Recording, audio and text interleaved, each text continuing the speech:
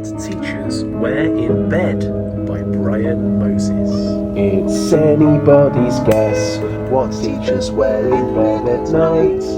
So we held a competition to see if any of us were right. We did a spot of research, although some of them wouldn't say. But it's probably something funny, as they look pretty strange by day.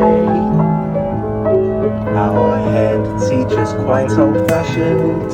He wears a Victorian nightshirt. Our sports teacher wears her tracksuit and sometimes her netball skirts. That new teacher in the infants wears bed socks with see-through pajamas.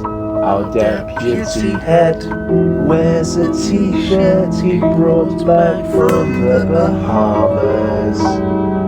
We asked our secretary what she wore, but she shooed us out of her room. And our teacher said her favourite nightie and a splash of expensive perfume. And Mademoiselle, who teaches French, is really very rude.